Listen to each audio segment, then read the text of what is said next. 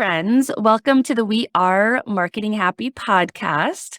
Today, I am super excited to have with me Noah Locke. Noah is the Director of Marketing, Technology, and Analytics at UW Health. So, welcome, Noah. I'm excited to have you.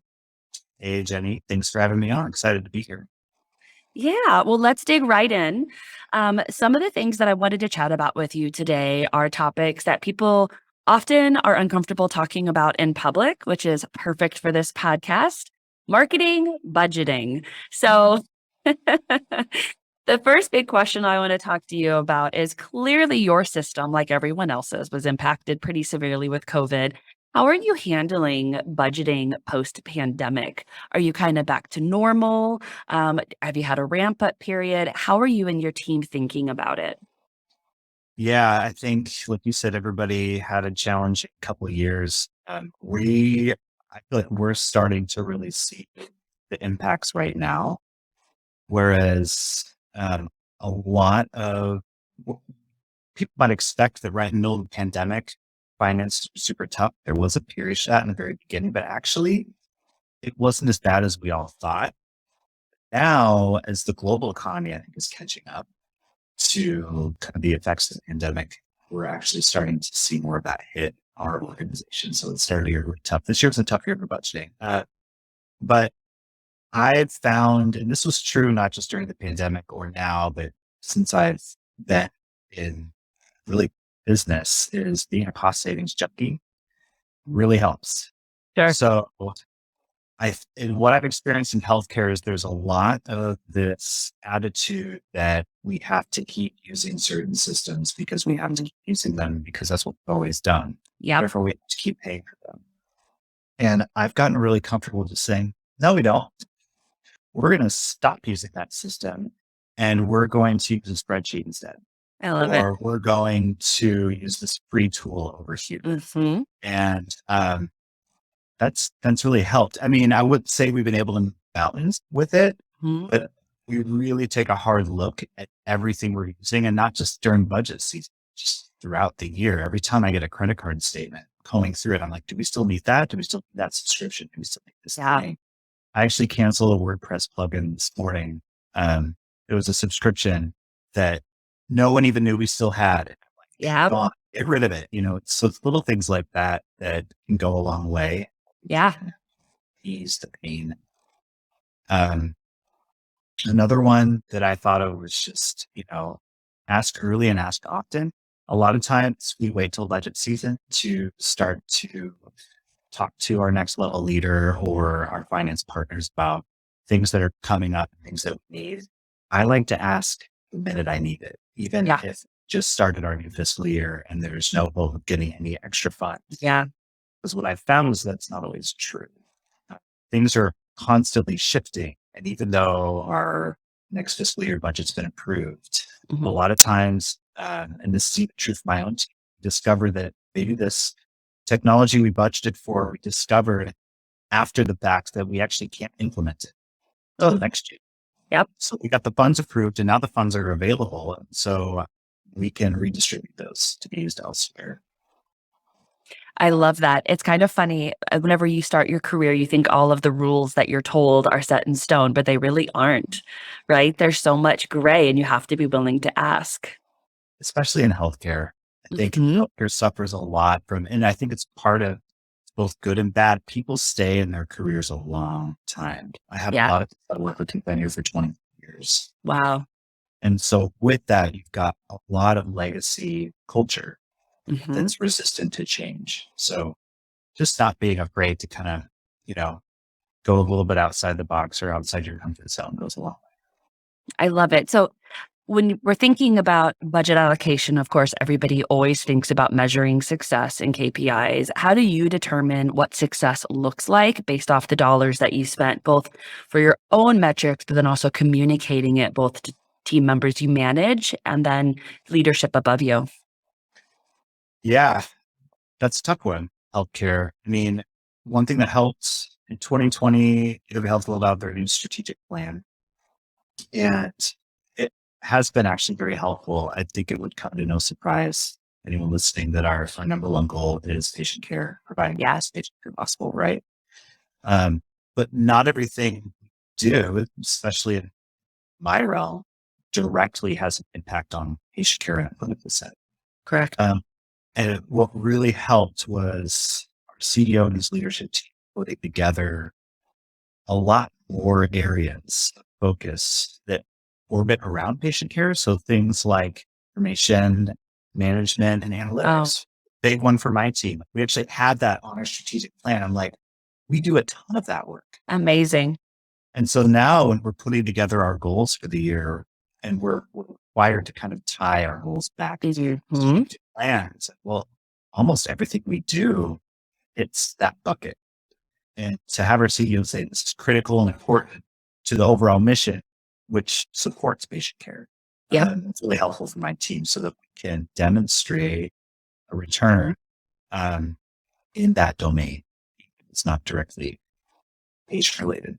Yeah. Yeah. Oh, it's very great leadership and top down to set goals that everybody can tie up to. So kudos to your organization for that. So you already talked about asking early and asking often when there's something that you need, but talk to me about red tape and bureaucracy for getting things approved because we all know if you're in healthcare, it's not as easy as just going and asking for a check to get things done. There's the political side of it. There's making sure that other teams have buy-in if you need to have other teams to work together. If you were talking to yourself just starting out in the healthcare space, what advice would you have given yourself or somebody, junior in their career about navigating that process? I think the most important thing is to know who's who. Hmm. Really take the time to get to know people in your organization. That may seem like an obvious thing, but a lot of us, we join our team and we kind of stay in our lane. Um, as a director who's responsible for trying to get money to move initiatives forward, I have friends, finance, procurement, in IT, and all the different areas where I know, Yeah. oh, I need to get that person bought in really quick so that I can push Yeah. this through. And then actually, one thing I've discovered was don't use email. Email has become the worst possible way to communicate, in my opinion. Yeah. So I'll send people an informal chat. Hey, how's your day? Hey, I had a quick question. Thinking about asking for some funds for this day. You know what I mean? It's kind Yeah. of goes around the traditional channels to get people's attention. Um, Another big one is just the S bar. I don't know if you're Hmm. familiar with the term. Yeah. Um, Explain it for our listeners anyway. Yeah, so it's just a format for writing a proposal. So Yeah. it's situation, background, assessment, recommendation. Mm. And it helps you as the author really hone in on what it is you're asking for Yeah. and explain it in a way that whoever you hand that document to can look at it and very quickly know, okay, this is why they're asking for this. This is the problem. This is what they're trying to solve. Um, it's really effective. So getting good at writing those, writing them often Mhm. to and sending them to not being afraid to send it to the CIO, for example. Yep. It's another big one. I used to be terrified to directly go to somebody who was whatever 10 pay grades above me. And I just decided I wasn't going to do that anymore. And it's actually paid off Yeah, uh, to just kind of put yourself out there and not be afraid to ask those questions. absolutely. Initiative is so rare because people are afraid that it probably was really welcome. So you bring up a really interesting point talking about and getting buy-in from the CIO, from finance, probably legal. It's been really interesting because we work with hospital systems and providers all across the country, and the way that they structure their analytics teams is different, so different from team to team. I'd love to hear how your organization decided on your structure about where marketing analytics sits and why you think it is a good solution. Yeah. So for years, Google Analytics was just a thing that sat over here. And it was all we really had in terms of marketing analytics, sad to say. And when I came on, quickly found myself frustrated with that reality. Um, Recently, we hired a data scientist for our marketing department. But this is the cool part. He reports into our enterprise analytics applied data science team. Yeah. So he works daily with machine learning engineers and data scientists, and they're all working together to stand up a really new and robust applied data science function at W Health. So it's a matrix position. So he reports to me, but he doesn't report to me. Yep. Basically, tell him what to work on. I give him direction. I give guidance, whatever he needs, and he gets to work on all of my projects. But he still has that direct line into that team. Yeah. That's been awesome because it breaks down silos. It creates a bridge between our two teams that wasn't there before. Yeah. Find ourselves talking way more often. And what we're trying to do there is, just to get technical for a minute, he is working on setting up API feeds that will consume all the data from our different platforms. So Google Analytics, Google Ads, we use FormStack, we use Boca for call tracking, all these different systems, pulling it all into our data lake where all of our clinical data sits. The whole point is we want to be able to have a really robust business intelligence platform. Absolutely. Look at all of our data. And I'm not just saying this because you're interviewing me, but Jenny is responsible because of the talk you gave at ACIC in 2019 when you talked about necessity beyond just looking at your marketing analytics. Sure. And pulling it together with your business analytics so you can do true business intelligence. So that's happening right now. Yeah, it's exciting. Super excited. Yeah, I want to give you a kudos for the way that your team has structured it, because so often we see either a completely separate team under marketing being formed, where that they have an analytics and decision science team, and then the completely separate one that manages all the clinical data, or having a marketing person over here on the clinical side that doesn't actually understand the marketing language, doesn't actually have anybody to report to. So you have created this beautiful bridge that I think is a really cool model for other systems to understand and learn from. So on that note, what are you working on right now? What's something you're excited about? So, well, the one I just mentioned is obviously, the goal with the data science work we're doing is to accurately demonstrate to the organization return on our marketing efforts. That's a big one for us in marketing.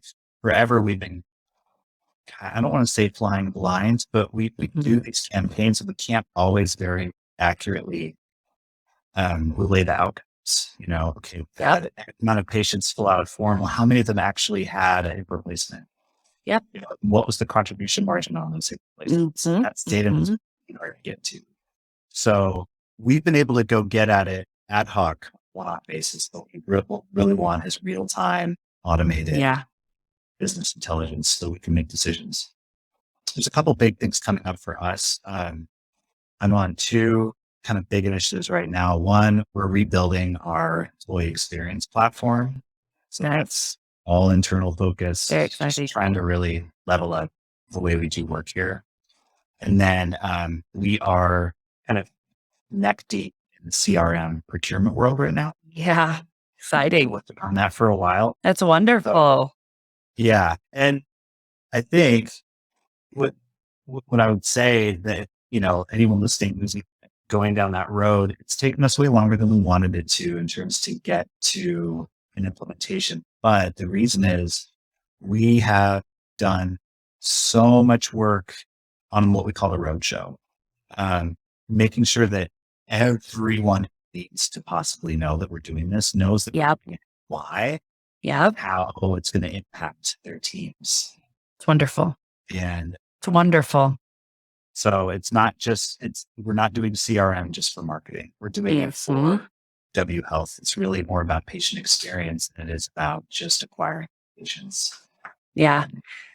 That's when it's really impactful. I mean, I was talking actually to another system just a couple of days ago, and they actually had their CRM implementation paused because of lack of buy-in from other departments because they didn't do that relationship building on their front end. So it's very smart to actually get all of the relationships and the roadmap, personas, all of that done first. So kudos to you.